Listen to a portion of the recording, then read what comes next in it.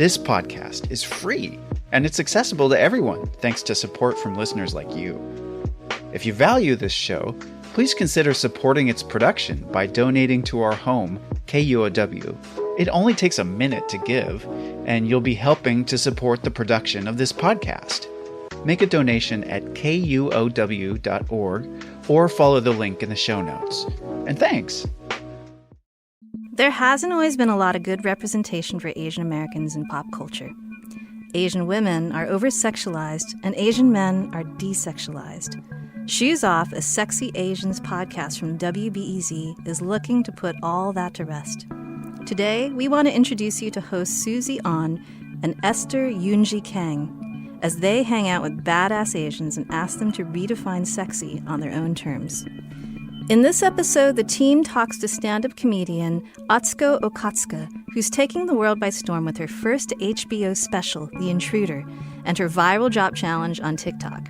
She talks about how she learned English by watching Scooby-Doo, how she took her mom and grandma everywhere, including on her honeymoon, and how finding her voice a few years ago allowed her to feel sexy. We hope you enjoy it, and if you want to hear more, search for Shoes Off, a Sexy Asians podcast from WBEZ, and start listening today. Hi, I'm Esther Yoon-Ji Kang. And I'm Susie An. Welcome to Shoes Off, a Sexy Asians podcast. Our sexy Asian guest today is full of sunshine. You might know comedian Atsuko Okatsuka for her signature bowl cut and social media videos of her dancing with her grandma. She originated the drop challenge on TikTok, which swept the world, really. Here she is explaining it to Stephen Colbert. It's to this song Partition by Beyonce, and there's this beautiful beat drop that happens over and over. It just goes, woo, woo. That song just always stuck with me throughout the years, and I said, God, wouldn't it be funny if, like, every time the beat dropped, your body did too? So I just started doing it around Little Tokyo of Los Angeles with my grandma. And Atsuko also has a new comedy special out on HBO called The Intruder. My family raised me on mind tricks. Yeah, and if you're an immigrant or children of immigrants, you might be able to relate, right? Yeah, because we love our families, right? Yeah, they're just so seemingly generous. Yeah. There was like, eat, right? Eat, please, eat. Right? And then the next time they see you, they call you fat.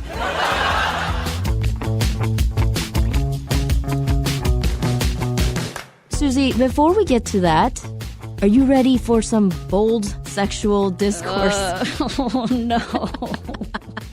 Okay, let's explain what we're talking about here. I have a, big family group chat. This is an extended family. A lot of elderly Koreans are on this. And someone dropped a Korean article in there about our podcast. Mm-hmm. So basically, it's something that has been translated into Korean and then retranslated into English, which you found that one, Esther. Yeah. Tell us what the very first sentence of the article says about the podcast. It says, a podcast hosted by 3 Korean women is making headlines as they are breaking stereotypes about Asia through bold sexual discourse. Oh, no, I can't even say it. Listen, we are not having bold sexual discourse here on this podcast. And I have yet to send this link to my parents because this is not what we're doing. And you know what? You have to understand something about my parents. I grew up in a household where there was a big abstinence poster in the kitchen, okay? That's right. And it gets problematic in that case. Yes, absolutely. I mean, I guess we can get bold sometimes. Yeah. And we do have discourse, yes, right? All fair. Yes, but we do not get sexual. No, not at all. I mean, we are giving our Asian guests the opportunity to redefine the word sexy for themselves. That is what we're doing. I think we're getting really, really defensive here about our podcast. But anyway, today, Atsuko Okatsuka tells us about when she started coming into her own. And she actually also talks about things getting lost in translation between her and her dad.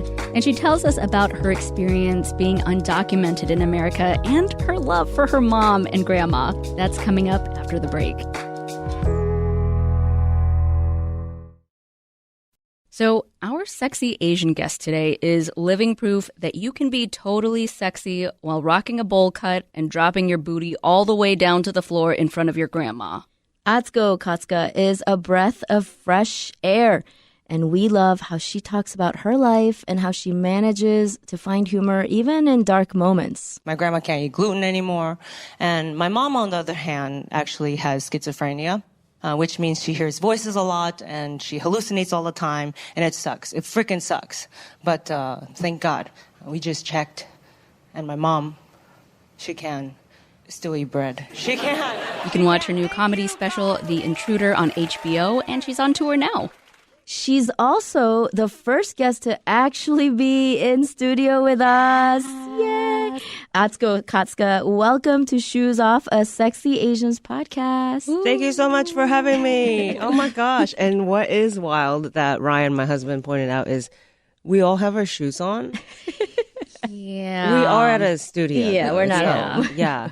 It's right. not owned by an Asian person, so that's the deal. That's the problem there. Yes, it's the idea of it. Exactly. It's so cool, but we are sexy. Yes. You This is definitely are. very true. When did you first realize or consider yourself sexy? Wow. Yeah.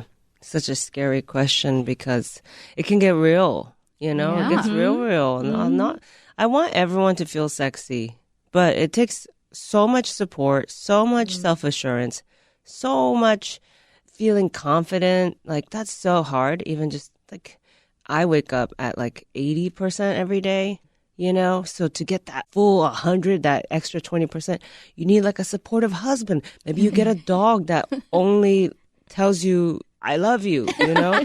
You need all these things to fulfill you. I didn't really feel super sexy until just like, I feel like the last few years. Oh, really? Yeah. Wow. Yeah. What do you think it was about the last few years that, you finally felt that way? Yeah. Well, I mentioned my super supportive husband. Mm-hmm. He really allowed me to like be me in a time where I was trying to figure out what that even means.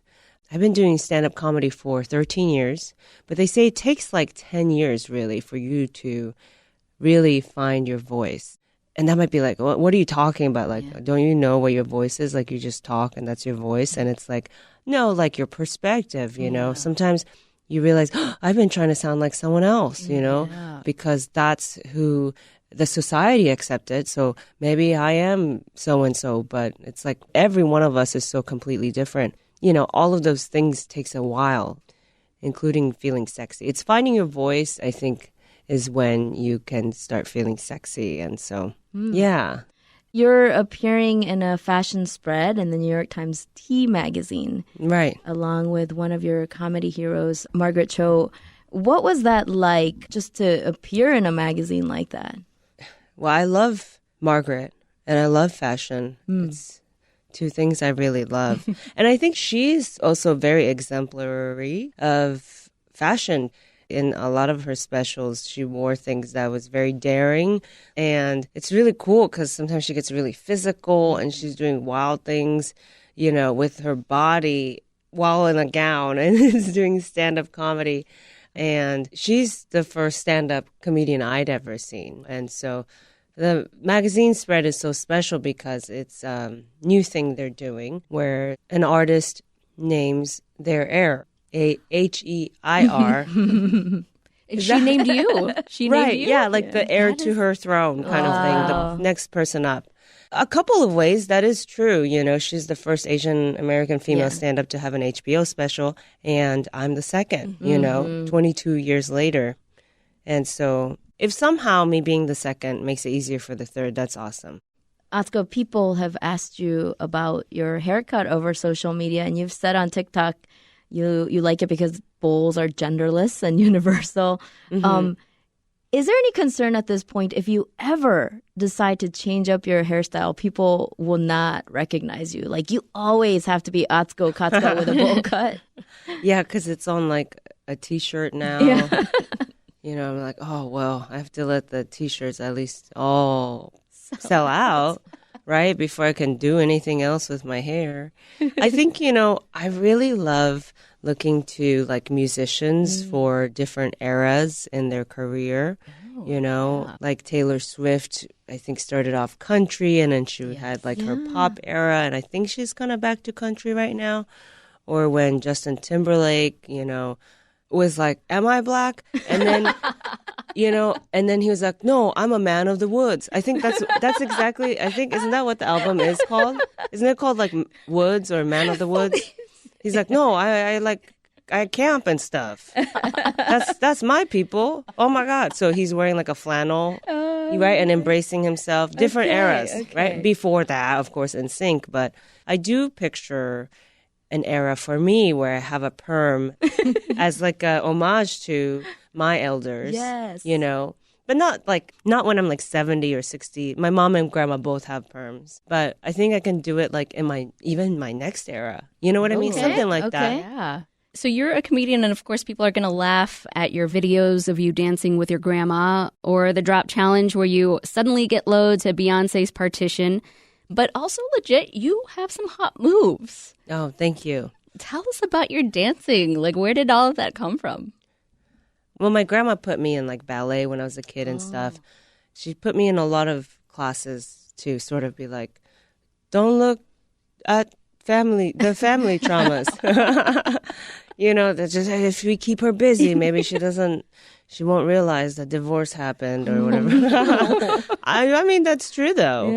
Piano lessons, all of that. Is it to perfect you? Maybe. But for my family, it was to just be like, look over there. Don't look over here.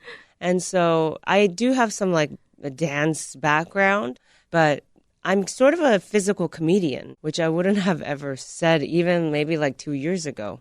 But I realize I perform a lot, just with my eyes sometimes. When I'm doing certain jokes, my body is like really stiff. I'm trying to show that I'm like feeling awkward in the story. It's a lot of how I used to communicate as a kid and how I learned English. My first comedians I ever saw were physical comedians, like Lucille Ball, Buster Keaton, Charlie Chaplin, because I didn't need to know English to understand them. Physical comedy is universal. And I learned English by watching Scooby-Doo. And when I say that, some people are like, oh my God, it makes sense now. Because I make weird noises with my mouth, and I'm like, and I do that. And it's how I communicate. I mean, it's so interesting that you say that, like, your grandma kind of put you in those dance classes as a distraction in a way. I mean, sure, yeah. Yeah, I mean, because she moved you and your mom to the U.S. when you were 10. You thought you were going on vacation, but then ended up overstaying the visa and then being undocumented for 7 years. Why did your grandma move y'all to the U.S. in the first place? I asked her this again recently. We were doing a shoot, and they started talking about this part in our lives. And I was like, yeah, so grandma, like, I've asked this before, but why did you not tell me, or why did you move us? Well, she told me about why she didn't tell me. She just said, well, I just thought you were a kid and you wouldn't go if I told you the truth. I was like, okay, yeah, that's, you're right. I wouldn't have gone. So touche, I guess. You got me here because you lied. And then why we came, I think it's a lot of reasons. My mom's mental health wasn't doing great in Japan, and they were both pretty lonely.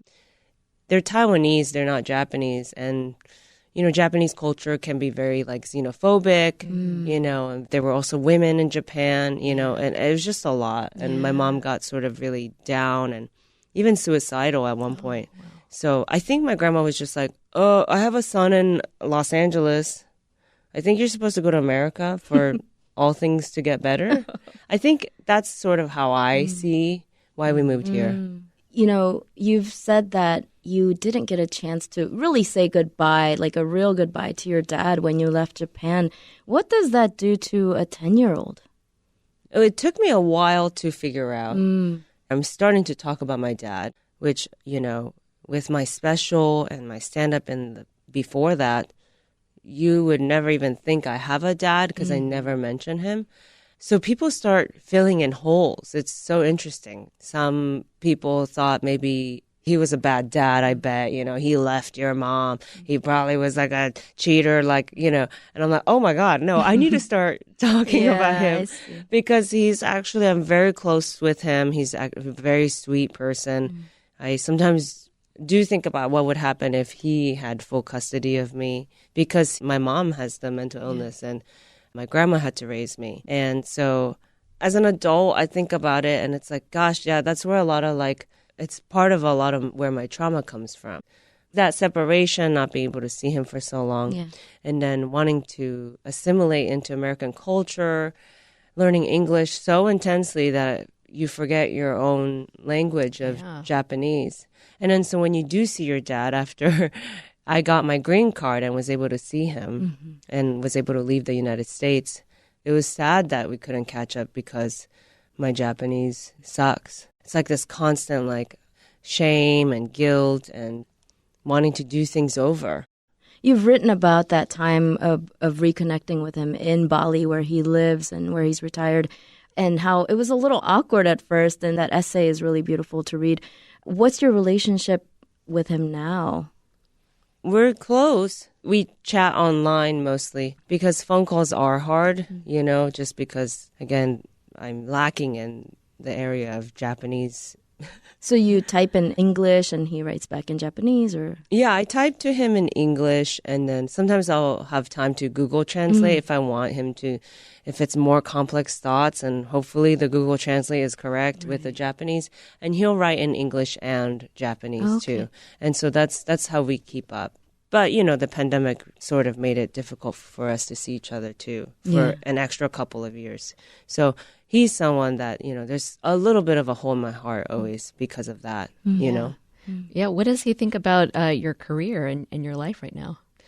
He's stoked. I mean, it's hard for him to even see because he's so far away. He lives in Bali now. But there was a Japanese article written about me. So Ryan screenshotted it and I sent it to him. He's never seen me do stand-up. We just live so far apart from each other. And he doesn't get HBO in Bali. So yeah, I was able to give him the screenshot. And I was like, A, this is something written about me. And B, can you tell me what it says? And he said he was very proud of me. So that's cool. Yeah. So going back to the time when you had first arrived and you were undocumented, and that was for 7 years, not that you speak for all undocumented people, but having experienced those years, what's one thing that you wish people knew about the experience of being undocumented? I truly felt like I was an American. I think we are Americans without papers because you're talking like one, you're eating like one, you have friends, and you're functioning for the most part. You can do a lot of things without papers, and I don't think people know that. You can go to school, public school. That's how I was going to school, and I think with the Dreamer Act and stuff like that, people were able to drive and work, and that we pay taxes too. Yeah. We all go to Disneyland too. That's true. Well, when you first arrived, people had a hard time with your name. And a teacher suggested you go by Stacy. So that teacher was also Japanese? Yeah. It's like, what's up with that, first of all? When did you decide to let go of Stacy? I mean, actually, pretty soon after, maybe 1 semester in. Oh, okay. Yeah, just because I was like, well, it's not really sticking for other people too. I could see them sort of, having a hard time with it too. And I think we know what's up with that. It's like anytime I meet Japanese Americans and their grandparents were interned, I'm like, oh, say no more. I understand. Let me guess, they have an English name. They're really into baseball. They don't speak an ounce of Japanese anymore. You know what I mean? Stuff like that. You just really want to fit in. Yeah. When I first came to the States, I really wanted to befriend Asian Americans in high school. And they were the first people to tell me, no, you can't hang out with us. Because I looked very fresh off the plane, I had a Hello Kitty top, Hello Kitty bottom, wear bright red shoes, pink polka-dotted laces, just hi, I'm Japanese. With my lunch smelling like dumplings. I was like, hey, you're my friends. They're like, no, please don't. I was like, what? They're like, please don't. No, we just stopped getting bullied, So, I get it. It's like that. Yeah. That's why my teacher, my Japanese American teacher, she was a few generations in, too. And now I know that means her parents at least were interned, and so there she was seeing me probably having a hard time and people having a hard time with Atsuko, saying Atsuko. And so it was her trying to help, I think. But be like, I looked it up. Stacy means the same thing as Atsuko. So she did check. It's not like she just closed her eyes and was like, oh, and pointed at a name. Oh, okay. Stacy. Yeah, so she did do some research. What does Atsuko mean? It means gentle and kind. Oh. Yeah, and I guess that's what Stacy means too. Okay. Who would have thought? I'm learning something today. Yeah. You mentioned being Taiwanese, Japanese, but also just being thrust into American culture. Like, how did you process that identity growing up? Yeah. So I wasn't really in tune with my Taiwanese side until I moved here. Oh. Because we moved in with my Taiwanese uncle. Oh, yeah. And then there was my Taiwanese aunt. And then they suddenly were taking us to a Taiwanese church. So I was learning English and Mandarin at the same time. Oh. Yeah, because in Japan, even though my mom and grandma were Taiwanese, they were speaking Japanese to fit in and everything. So I was learning two cultures at the same time here. Wow. So it was a lot. Sometimes I look back, of course my Japanese sucks now. You know what I mean? Like my Mandarin is way better than my Japanese, for example. And you attended University of California, Riverside briefly. Wow. Yeah. What are you saying about? No, I'm like, you dug deep. I'm like, oh. What were you studying? Guess. Oh Lord. I'm going to guess psychology. Yeah, 100%. Because it's such a general basic thought to be like, what do you want to do with your life? Hurry. You have, the application is right here on the computer. You must click submit now. What do you want? I like people. Okay, psychology. Well, you dropped out of college, but you also taught college. Yeah, I dropped out of UC, but then I went to community college after that. And did you finish there? I finished psychology. Okay. You finished psychology. Yeah, I finished psychology. I know people now. I know everything, people and minds. And then I went to art school to get my master's. We found you on ratemyprofessor.com. Oh my gosh. Yeah, that's right. Because I taught community college in cinema because, long story. I love that. I was reading the reviews and someone called you Corky and they spelled it Corky. Look, I didn't teach them spelling. And most of the raters really enjoyed the class. Except for a few, right? Yeah, I've read I those. saw one bad rating, but who cares? Were you trying your comedy on them during lectures? I wasn't a dry professor. I was funny when I could be. I think I was a little bit trying my jokes a little bit. I was a bad teacher. No, I was it really sounds bad. like it was What do you think you were a bad teacher?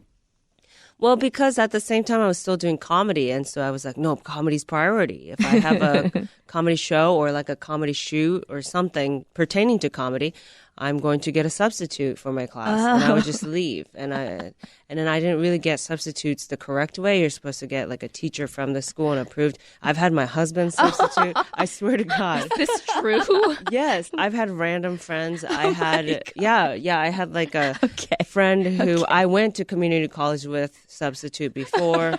So I was not great. Sometimes I would be late. Wait, so these substitutes that you got in, did they have at least some sort of like background knowledge in what they were subbing for? 100%. Okay, good. Insane.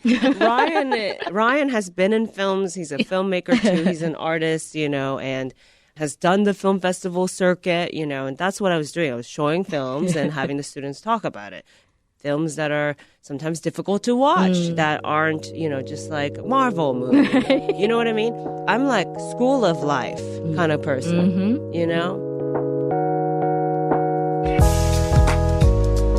Coming up, Atsuko talks about taking her mom and grandma everywhere, including her honeymoon, the grueling preparation for her comedy special on HBO, and what she would tell her younger self today. That's after the break. Stick around. I watched your documentary that you posted on YouTube in 2016. Oh, thank you. And this film is about a time when your grandma traveled to Taiwan and you were taking care of your mom, who you've mentioned has schizophrenia. And it was so tender and moving. And I think I learned so much about you in that film. And I really thought to myself, that is a very good Asian daughter and granddaughter. Is that how you saw your responsibility when you thought of your mom or your grandma, or was it something like less complicated, just like love? I wasn't always like this.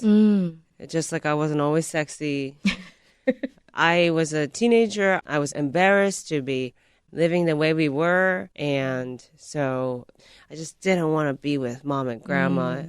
I mean, I was like going through puberty in a garage with a woman who was going through menopause and psychosis and seizures. And a garage is not enough space for all of that. And I also developed an eating disorder. It was just a lot that I wanted to run away from. And so there was a period of time where I didn't see my mom and grandma as much, where I was like, peace, I'm going to UC Riverside. Okay, I dropped out. I kind of told them, and I was like, I'm still going to live in the suburbs and go to community college. And I immediately started dating someone like 12 years older than me, entered a 7-year relationship with that person. And during that time is when I started sort of mending the relationship with my mom and grandma, because I think, enough time spent apart. And I found arts. The arts, was a big deal, where I was like, oh, I'm the way I am because of my family. And, my family actually has suffered a lot. And, I'm here running away. I get to do the arts now. I get to do comedy. I get to point a camera in people's faces. I'm a filmmaker or whatever, And so that's what brought me back to them and go, okay, now I'm here. I'm here because of you guys. So I better be here for you all, There's a thing called parentified children in therapy. They talk about how a child grows up feeling like this obligation to take care of their parent. And it's common among like immigrant kids. I know that, your grandma took good care of you, but she also had language barriers too, right? And so did you ever feel like you were a parentified child? Only emotionally, trying to make them laugh, comforting my mom, with words, with touch, hugs, dancing, but not with like actual life skills. They didn't teach me that. I mean, you still live near your mom and your grandma. How do you balance checking in on them and then being on the road for comedy shows and all of that? Yeah, it's a lot. I mean, my husband and I are talking about like how to balance that, because I have a tendency to go, well, you're so awesome, husband. We love each other. We love my family too, right? And, so there was like these big holes in my life where I didn't see them as much, or, I have a lot of guilt still and shame about how we lived. I feel like I get to live some cool experiences now, right? That's just like, I think a lot of immigrant kids feel that way, where it's like, the people who came before me, they had to sacrifice a lot. They don't get to live the life I get to. They don't get to podcast. They don't get to, you know what I mean? They don't fly business or first class. And so I have this tendency to want to bring my mom and grandma everywhere. That's not healthy, though, Like, I took them to me and my husband's honeymoon, because I was like, no, we get to finally have fun. We were in that garage for so long. And then when I had a comedy gig in Hawaii, I brought them too. No, you're going to stay at the resort and come to the comedy show, because we didn't get to when we were kids. But now they're old and, it's a hard balance. Yeah. My mom never even left the hotel because she's just worse now with her mental health stuff. And she gets seizures a few times a week, But yeah, so it's such a hard balance because the realities always hit and go, maybe you're just meant to honor them by just living a better life. I'm getting so sad thinking about it. Because it is, The people before us sacrificed a lot. And they never wanted anything back. Or maybe they do. They go, hey, get good grades or something. But, it is mostly so that you are the one that can be vacationing. You're the one that can be wearing cool headphones at WBEZ. You know what I mean? Yeah, that's so understandable and relatable. I mean, do they understand sort of like you wanting to take them on vacation and go everywhere with them? Do they get what, you're doing there with that? For sure. Yeah. I don't even know if I made enough room for them to tell me if they like it or not, though. Like, if they even want this, I don't know. Yeah. It's in my heart. I'm just like projecting onto so many people by doing this. Do you ever like tell them that you feel bad about it and they say, no, don't feel bad, enjoy yourself? Is there any of that conversation? Yeah, a little bit. For the most part, they always go, just enjoy, Don't worry about us. No, we don't need to go. Just you do it. I'm like, really? Because I don't know. I don't know when the next time we can do this as a family will be. You know, you always think that. Because then the whole pandemic hit. You're like, shoot, things are so like short and temporary. Yes. Well, we love your grandma. I mean, I'll tell her. Yes, please tell I love that she is so down to be part of your bits. My grandma and I don't have eyebrows, but with the goof-proof brow pencil and the brow microfilling pen, we can draw on the eyebrows we've always dreamed of. Whoa, Grandma, you look surprised. Yes, I'm surprised. I like my eyebrows more natural. Hey, y'all. Whoa. Now he is surprised. He does look surprised. And I feel like, in a way, it's like groundbreaking to have an Asian grandma bringing people joy on social media. I mean, your grandma's a trailblazer. That's what it is. We should have her on this podcast for sure. Oh, yeah. Yeah. Just, you need an interpreter, though, so Will that I be better you? come in. Yeah. Okay, I'll come in. Okay. I mean, was she like always down to like be part of your bits, or did it take some like convincing to get her involved? She always knew I was up to my silliness. And then I think when I started dancing like in her kitchen and stuff, she was like, hey, should I do one too? And I was like, Whoa, okay. it was her I was like, idea. yeah, why not? She's been a caretaker all her life. When we make videos, we don't shoot for like hours. You know, it's for us, it's just like the spirit of the time. So it's a fun time we have as a family, something silly where we're like dancing towards the camera. Well, we love your grandma. We also love Ryan, who's in the other room. You call him a second grandma, which is hilarious. Did I do that? Yes. I call him a lot of things. Sister. Father, sister, I guess second grandma, Yeah. best friend. Yeah. Actually, with this like next question, Ryan, do you mind coming in for a second? Ryan. This is WBEZ. This is This American Life. So, Ryan, you're in here now with us, and this is very exciting. What did you guys find attractive about each other? Oh, Oh my gosh. so shy. Her body. Yeah, mostly physical. No, I remember when we first met, we met literally 3 blocks from where we live now in Silver Lake in Los Angeles area. And she was helping on a film shoot. She was helping produce and I was helping act in it. So she walked up to me and was like, "Are you my hipster?" And I was like, "Oh, yeah, I hope so." And then she proceeded to make a couple jokes. And she was the funniest and cutest thing I'd ever seen. So then I just followed her around set like a puppy dog. Then we, went our separate ways. And 2 days later, she sent me a nude picture on the internet. Oh. And we've been together ever since. Wow. Yeah. Sin nudes. So that's what drew you initially together, but like, what's attractive now? What's attractive? Probably the same thing that was attractive when we first. So we went out on a date at a bar. We immediately I think we both probably thought we were kind of fresh out of breakups, like both of us, like 3 months out of 7-year relationship, both of us. Oh, wow. We didn't realize at that point both our mothers had schizophrenia. That was going to be discovered 3 dates later. But immediately we just hit it off and we just started talking and we kept talking. And when you have a traumatic experience in your life such as that, and then someone else has that, there's this weird thing where I'm a guy who's the son of a preacher in Texas. She's a child of immigrants from Taiwan and Japan living in Los Angeles. But somehow these 2 different backgrounds, because of that kind of shared trauma, it was like, I know your childhood. Yeah. And you know mine, and we're speaking the same language. Yeah. And we were both hot and funny. horny. Yeah. Horny and funny, too. We were also really funny. Yeah. Yeah. I mean, but all of that probably because whenever his mom would have psychotic breaks, it was Ryan that would soothe her. So the parenting thing you're talking about, at least being there emotionally, right? You were the one that would sing to your mom, so that she would calm down from the voices in her head, And I think we both had that in common. Yeah. Other than the commonalities, Atsuko, what do you love about him? Ryan's very funny. He's very witty. He loves really big. So he'll do anything for people. Sometimes it'll get him in trouble, you know. And I am kind of like her grandma. But unlike my grandma, like there's less lies. Yeah. Oh, okay. Yeah. That's good for a marriage, though. No, for sure. Yeah, Yeah. he don't lie to get me to do something like move to a whole ass new place. Yeah.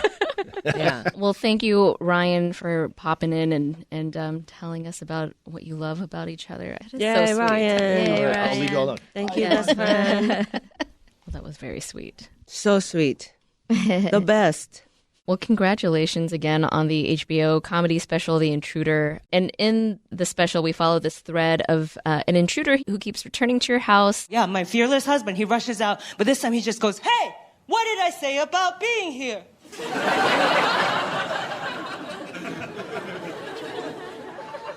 Oh, great. They've conversed. Just picking up right where they left off. Right? As if the guy was going to be like, "Oh, you said don't." And to, prepare for that special, you did some comedy in Scotland. And I heard that it was a tough crowd. And people just weren't getting it. And I feel like I would probably cry and give up if I were in that situation. What did you make of all of that? Yeah, I had 2 mental breakdowns. And Ryan had to be there for that. And that wasn't fair for him either, I think. Because he was having to like sing to me while I was crying at night. And I was like, Ryan, you had to do what you were doing for your mom when you were a kid. And we were both like, oh my God, this place is toxic. Oh, it's so bad. I was like begging my team to pull me out. I had to do 26 days straight in this bunker with no AC. They're like, rising star, Otsko. And I'm just in a bunker performing for like 50 Scottish farmers every day. And it's not a comedy festival, so people might have just come from seeing a tragic play or a ventriloquist. It's like America's Got Talent. You know what I mean? Where it's like, as a stand-up comedian where you're just using words to make people laugh, your worst nightmare is to go after like a contortionist or something. Do you know what I'm saying? Where people are like, oh my gosh, look at the things she's...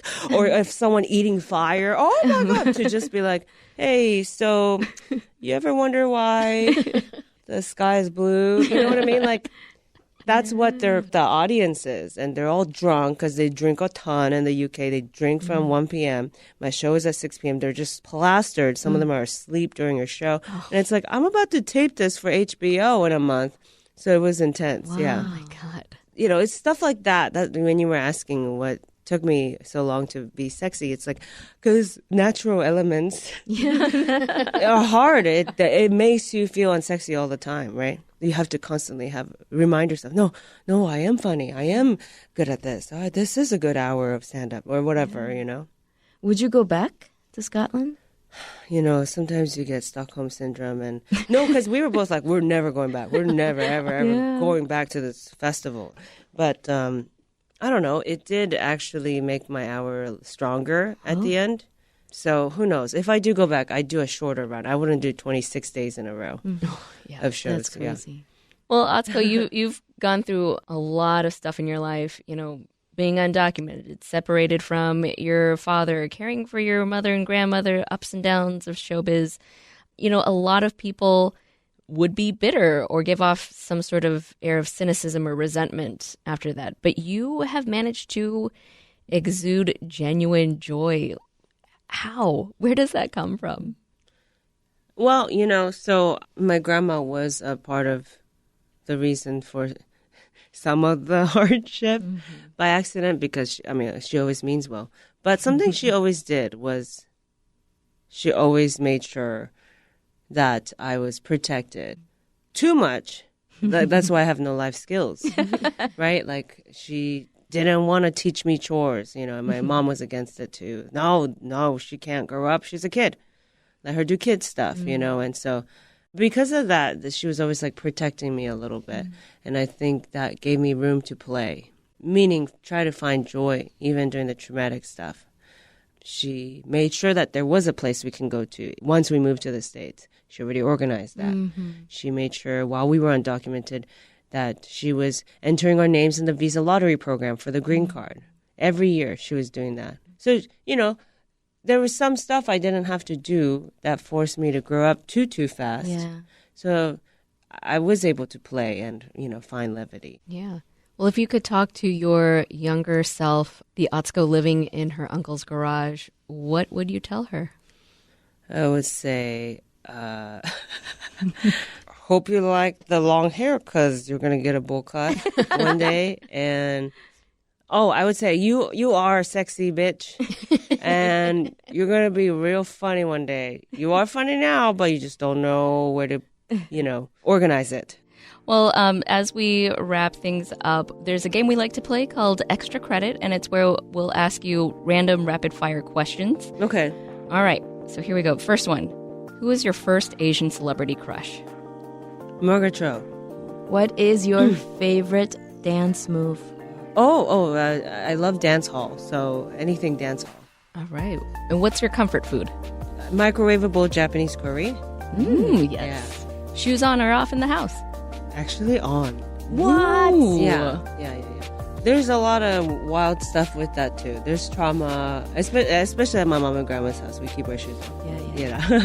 Who were you most surprised to see doing the drop challenge? I actually liked seeing just regular people do it at their jobs. There was a rock splitter. That was his job. I didn't know that was a job. Every time he would come down to split a rock in half, there were giant rocks too. That's when he would do the job. That was cool. What's your go-to karaoke song?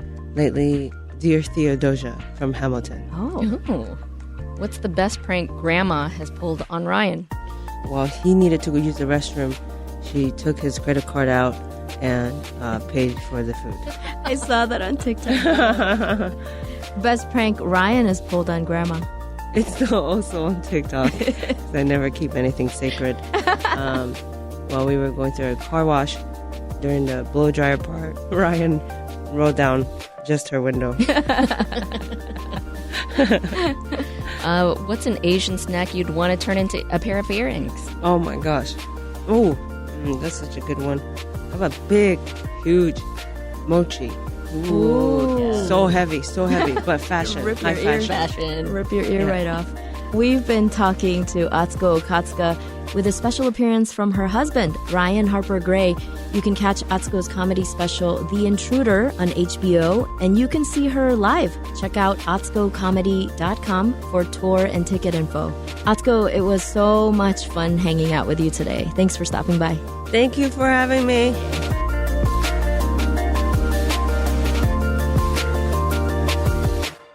As we chronicle the many people who make up sexy Asian America, we want to hear from you. And to be clear, we're talking about a wide interpretation of sexy. Here's what some of you have shared with us so far. Hi, this is Teresa from San Francisco, and I would love to see you interview Henry Golding, who I think is a really sexy Asian. He's manages to be very attractive and still seem really kind and sweet inside. So who's a sexy Asian we should have on the show next, and why? Record yourself. Email us a voice memo, although we welcome regular emails, at shoesoff@wbez.org. We want all the tips. Shoes Off is a production of WBEZ Chicago. This episode was produced by Esther Yoon-Ji Kang, Stephanie Kim, and me, Susie An. Our executive producer is Brendan Banaszak. If you enjoyed this episode, don't forget to like and subscribe. And leave us a 5-star rating. It'll help us reach more people and bring you more conversations with sexy Asians. We'll see you next time. Stay sexy.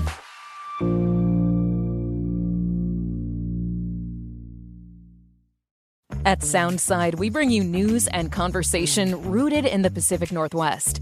Hi, I'm Libby Denkman. I think of my job hosting Soundside as, number one, asking tough questions of powerful people, the questions you, KUOW listeners, want answered. And two, bringing you a daily slice of the fascinating, confounding, and often goofy side of life in Washington State. Join me for Soundside at noon and 8 p.m. on KUOW or anytime on the Soundside podcast.